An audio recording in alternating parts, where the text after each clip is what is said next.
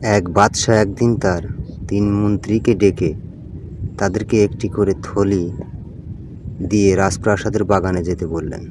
তারপর সেখানে গিয়ে তাদের থলিগুলো উত্তম ফল ফলাদি দ্বারা পূর্ণ করার নির্দেশ দিলেন।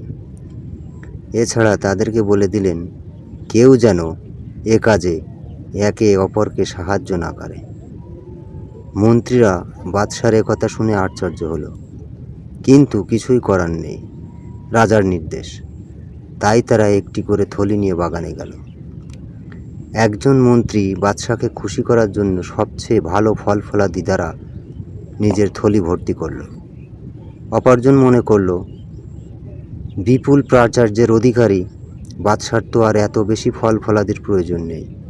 তাই সে অবহেলা ও অলসতা করে ভালো মন্দ বাছাই না করে হাতের কাছে পাওয়া সব রকমের ফল ফলাদি দ্বারা থলি ভর্তি করল।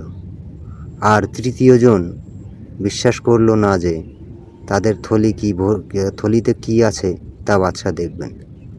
তাই সে বিভিন্ন লতাপাতা, খড়কুটো ও গাছের পাতা দিয়ে ব্যাগ ভর্তি করল। পরের দিন তারা বাদশার দরবারে উপস্থিত হলো। তারপর বাদশা নিজের সৈনিকদের ডাকলেন এবং তিনি মন্ত্রীকে 3 মাসের জন্য বন্দী করে রাখলেন এবং খাবার হিসাবে উক্ত থলিগুলো তাদের সাথে দেওয়ার নির্দেশ দিলেন।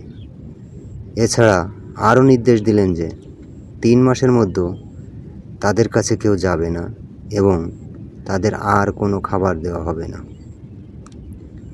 প্রথমজন উত্তম ফল ফলাদি খেয়ে আরামে 3 মাস পার করে দিল। দ্বিতীয়জন তার জমা করা ফলের মধ্যে ভালোগুলি দ্বারা অনেক কষ্টে 3 মাস পার করল। তৃতীয়জন 1 মাস পার হওয়ার পূর্বেই ক্ষুধায় মৃত্যুবরণ করল। উপদেশ অর্থাৎ এ থেকে আমরা যা বুঝি, দুনিয়াবী জীবন উক্ত বাগানের মতো।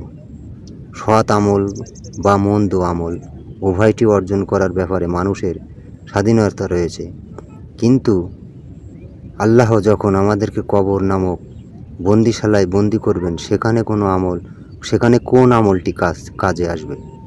নিশ্চয়ই সৎ আমল। অতএব ক্ষণস্থায়ী জীবনের প্রত্যেকটি দিনকেই জীবনের শেষ দিন হিসাবে গণ্য করুন। প্রতিদিন কতটুকু সৎ আমল পরকালের জন্য জমা করতে পারছেন তার হিসাব রাখুন। আল্লাহ আমাদের সহায় হোক। আমিন।